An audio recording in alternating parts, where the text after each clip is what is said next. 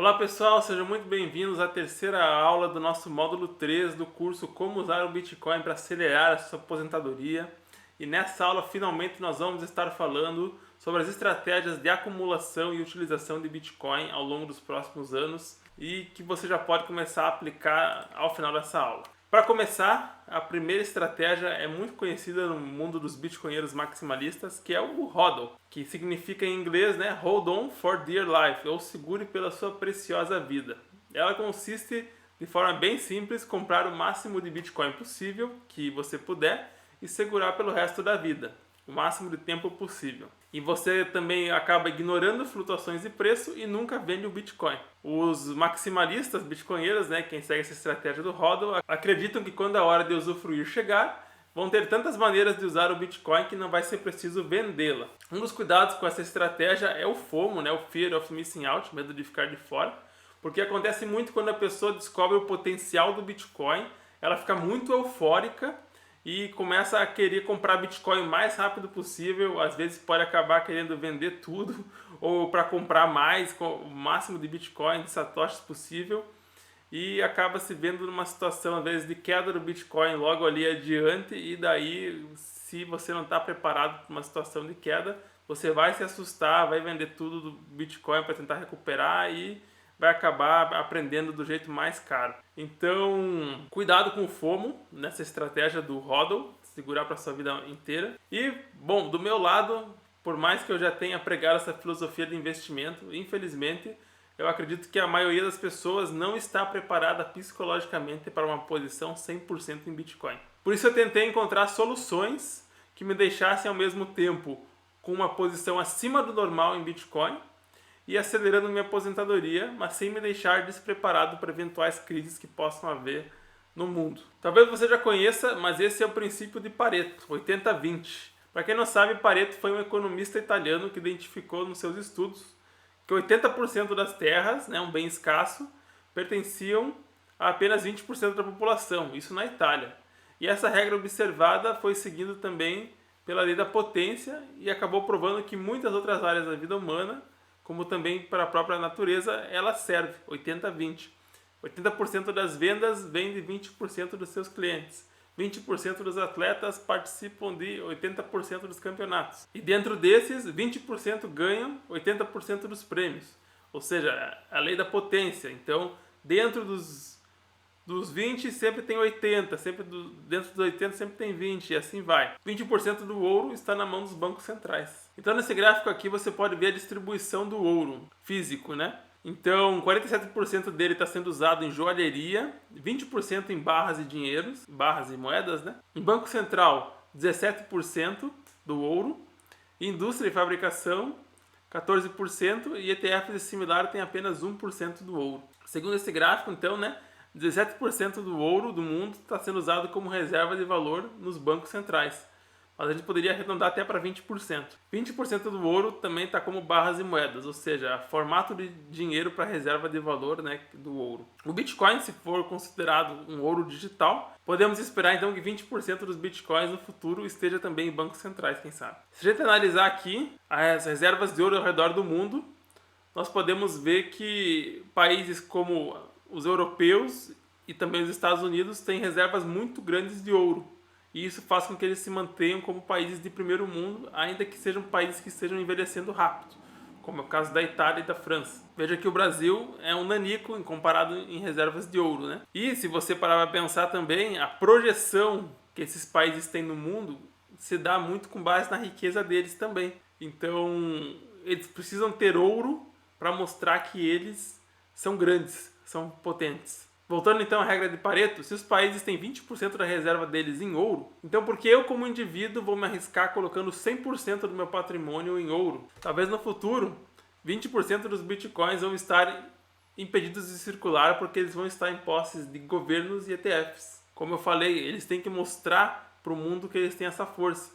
Se o Bitcoin surge como uma força financeira mundial, eles vão ter que ter ali em torno de 20% do caixa deles como Bitcoin para mostrar para eles que eles ainda mandam no mundo, porque eles ainda têm força, que eles ainda têm poder econômico. Então eu pensei que poderíamos usar a regra de Pareto para acumular Bitcoin, e assim é possível extrair duas estratégias muito fáceis. Primeira estratégia então de ursos, né? Para quem é mais cauteloso, um máximo de 20% do patrimônio em Bitcoin seria o suficiente para estar na frente de 80% das pessoas. Pelo princípio de Pareto, se 20% do seu portfólio estiver em Bitcoin, daí virão 80% dos seus resultados. Os outros 80% do seu patrimônio eu colocaria em caixa e reserva de emergência. E um imóvel próprio, provavelmente você vai precisar para morar. E também esse caixa e reserva de emergência funciona como uma bússola para navegar na volatilidade do mercado e te dar dicas, né, de quando é hora de comprar mais um pouco. É uma estratégia ideal para quem está começando a se expor em Bitcoin e mantém parte significativa do seu patrimônio líquido em suas mãos para se proteger com tranquilidade de volatilidades no curto prazo. Ou estratégia de touros, então, para quem for mais agressivo, 80% do patrimônio em Bitcoin, para aqueles dispostos a trocarem o risco de curto prazo em troca da aceleração do enriquecimento em uma potencial grande subida. Outros 20% do seu patrimônio como reserva de emergência para se proteger de volatilidades de curto e médio prazo. Tenha bastante reserva, não se preocupe com isso. Mais difícil lidar com o emocional nesse caso, né? Porque você vai ver ali a volatilidade te impactando mais emocionalmente. E é possível intercalar, né, entre a estratégia de urso e touro, conforme os ciclos de mercado e do próprio Bitcoin. Mas isso é um conteúdo mais avançado, requer um pouco mais de estudo, porque o Bitcoin tem um ciclo de 4 anos, né? A gente não tratou disso nesse curso, mas é interessante você pesquisar sobre o ciclo do halving do Bitcoin. Considerando, né, então o princípio de Pareto, se 80% do seu portfólio estiver em Bitcoin, você logo estará entre os 20% que mais possuem Bitcoin. Então você estará talvez entre os 20% mais ricos do mundo em algum tempo. Mas eu também fiquei pensando, né, que poderia ser possível uma estratégia equilibrada, 50% em caixa e 50% em Bitcoin. Até eu fiz uma pequena simulação aqui. Aqui você estaria fazendo um pouco de trading, né? Nessa simulação, onde o preço do Bitcoin está variando ali com um saldo consolidado. Mas você vê que no final você acaba com mais Bitcoins e mais dólares ao mesmo tempo. É uma possibilidade interessante, ainda que eu acho que o mais interessante é você nunca vender, para não ter que pagar impostos sobre ganho de capital, né? Mas é uma estratégia que navega muito bem na volatilidade, né? E seu patrimônio vai aumentando tanto em dólar quanto em Bitcoin, como esperado. E volatilidades muito baixas, né, podem não recompensar o rebalanceamento, ainda mais considerando taxas de corretora e tudo mais, e transferências da rede e impostos. O ideal mesmo é usar a referência de 50% para decidir onde é colocar o aporte mensal e não ficar trocando. Então, seguindo adiante, a estratégia de compra, então, é o Dollar Cost Average para todo tipo de ativo hoje. É o custo médio de aquisição. Então, custo médio de aquisição em dólar, para não comprar tudo de uma vez, porque você vai estar muito mais sujeito à volatilidade de curto prazo. Faça compras mensais ou semanais recorrentes. Exemplo, R$500 todo mês, que é o que sobra do seu salário.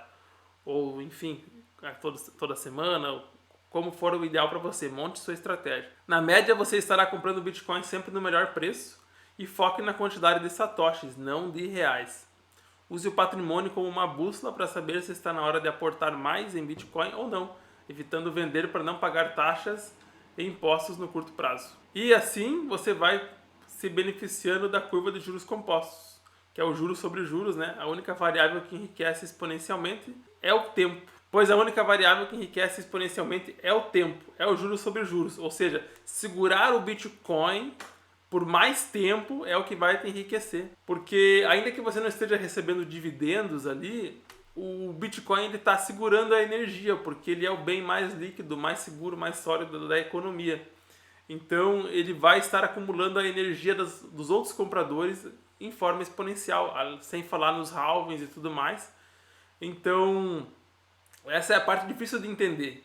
E você vê que o juro composto ele demora para começar a crescer. No começo ele está igual ao juro simples ali, mas a partir ali do 8º ano no Bitcoin, então, que pode ser ainda mais rápido esse processo, você começa a ter ganhos muito mais elevados. E aqui, né, a gente tem essa imagem muito interessante do Bitcoin com os juros compostos mais o halving, que é basicamente isso. O primeiro halving ali de 50 Bitcoins para 25, você teve uma valorização de 92 vezes. Agora de 25 para 12, 30 vezes de valorização. E de 12 para 6,25, 8 vezes. Agora no halving atual, né, que aconteceu agora em 2024, então eu diria que eu esperaria uma valorização aí em torno de 4 vezes, talvez 3 vezes seria o razoável, o esperado dos juros compostos com o halving. Porque é como se a variável exponencial do tempo estivesse trabalhando 2 vezes mais rápido para você. Então isso é muito interessante. Outra estratégia que vale a pena comentar é a do movimento FIRE, que é Financial Independence Retire Early, né? Independência financeira, aposentadoria cedo. Foi criado ali pelos anos 2000 e ganhou muita força nessa era da internet, né? Que ele prega uma prática interessante para construir e consumir seu patrimônio com o objetivo de se aposentar o mais cedo possível da idade indicada pelo governo. A ideia principal se passa em uma pessoa vivendo com o mínimo possível para poupar o máximo possível, economizando 30% ou mais da sua renda para investir em ativos que vão lhe garantir a aposentadoria lá na frente. A partir desse ponto, né, surgem muitas estratégias de vidas extremamente minimalistas, quanto a ideia de viver em países muito mais baratos, né, para usufruir melhor do seu patrimônio. Porque, pela matemática, desde que você tenha um retorno anual acima de 8%, você pode gastar até 4% do seu patrimônio para viver anualmente. Então, uma forma fácil de calcular isso é ter o seu custo de vida mensal multiplicado por 200 ou 300, né? Se quiser uma margem maior, é sempre aconselhável ter uma margem maior. Que é uma estratégia que combina muito bem com o Bitcoin, porque se você pretende se aposentar cedo com o Bitcoin, você pode somar isso junto à estratégia do HODL, digamos assim, né? Ou dos seus 20% ali em Bitcoin. E como a gente está no estágio inicial do Bitcoin, é muito fácil esperar um crescimento de 8% ao ano dele. É muito plausível. E, como vimos anteriormente, muitos países, né, estão abrindo portas para as pessoas que acumulam Bitcoin, como é o caso de El Salvador, onde você já pode ter uma residência dependendo da quantidade de bitcoins que você tem. E também vai ter o outro extremo, né? Países que vão proibir o Bitcoin, mas eles vão no longo prazo ver que isso é um tremendo erro. Mas então você tem países que são pobres abrindo portas para quem tem Bitcoin, ou seja, você, como um bitcoinheiro nesses países, poderá ter uma vida confortável, por assim dizer. Outra estratégia muito interessante são empréstimos, mas não qualquer empréstimo, empréstimo com colateral. É uma estratégia muito usada no mercado financeiro, né? E muito favorita também de muitos bitcoinheiros maximalistas, que complementa aquela ideia de nunca vender seus bitcoins, porque o Bitcoin é um patrimônio, é o colateral supremo, então ele tende a se valorizar perante a todos os demais itens financeiros, inclusive real ou dólar. Então hoje mesmo você já pode pegar empréstimos em uma outra moeda, deixando o seu Bitcoin como garantia de forma rápida e fácil em muitos aplicativos descentralizados. Para citar ao menos um, temos a Wave, né, que é um dos maiores que tem no universo das finanças descentralizadas, que é o Ethereum, né? E é diferente de pedir um financiamento no banco, né? Porque você está dando bem como garantia de que você vai pagar, ou seja, você consegue juros muito melhores. É muito mais similar a uma hipoteca de um imóvel, né, o qual você já pagou, mas dá ele como garantia de que vai devolver o dinheiro. A tendência no futuro realmente é cada vez mais surgir esse tipo de serviço, podendo pegar reais, por exemplo, na Rispar, que já existe no Brasil, é uma startup aí para fazer exatamente esse tipo de ação. Dólares ou euros, deixando seu Bitcoin como garantia, com juros muito mais abaixo do mercado. Quem tem ações também costuma usar muito isso, né? Para não precisar vender as ações, né? Já que elas geram fluxo de caixa, que muitas vezes consegue pagar a parcela. O lado negativo é ter que abrir parte da autocustódia, né, para realizar esse tipo de procedimento, mas com o gerenciamento de risco apropriado vai ser muito plausível. Então você nunca vende seus Bitcoins e lá na frente você coloca eles como empréstimo, pega o dinheiro e usufrui. E também não paga imposto, né? Pegar empréstimo. Patrimônio. Então, uma ideia muito interessante de patrimônio é que se acumula, não se vende, né? Então, só assim você vai ter a mágica dos juros compostos. E vale lembrar que o que te enriquece de verdade é o seu trabalho. Faça sobrar, então, todo mês, invista em valor diversificado ao longo do tempo. Porque Bitcoin é patrimônio. E, como todo o resto, né, ele tem um custo de oportunidade. Por isso que o mais interessante é você comprar Bitcoin primeiro, caso você não tenha nenhum patrimônio acumulado hoje. Porque você tem o melhor custo de oportunidade nele. Se você já é milionário, compre a quantidade de Bitcoins e satoshis que se sentir confortável e mantenha. Se não, faça metas em quantidade de satoshis, né? Juntar 1 milhão de satoshis, juntar 5 milhões de satoshis, juntar 10 milhões de satoshis. E ali a escala, né? 100 milhões de satoshis dá um Bitcoin. E então, juntando tudo que a gente viu aqui, nós temos a estratégia do HODL mais o DCA, né? Então você vai segurar o Bitcoin por toda a sua vida, não vai vender. Você vai fazer compras todo mês, toda semana, e vai balancear aí numa média de 20% do seu patrimônio em Bitcoin. Você nunca vai vender, vai comprar todo mês. Então eu fiz uma tabelinha ali para a gente poder dar uma olhadinha. Por exemplo, se Bitcoin estiver em 12% e o resto da carteira estiver em 88%, você compra Bitcoin, mas não precisa vender nada do resto. E se o Bitcoin estiver em 42% e o resto em 58%, você não vende o Bitcoin, mas aporta em outras modalidades.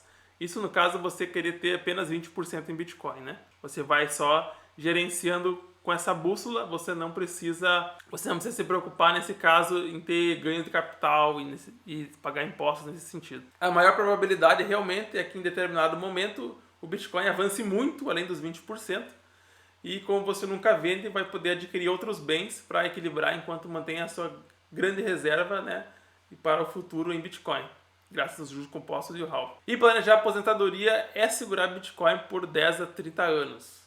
Então não espere realmente ficar rico rápido, não é isso que eu estou querendo ensinar aqui. E outros pontos que a gente pode comentar aqui, né, é como você vai ter mais soberania também. Nesse ponto você pode buscar uma dupla residência fiscal, ter reserva de emergência em outros países, em euro, em dólar.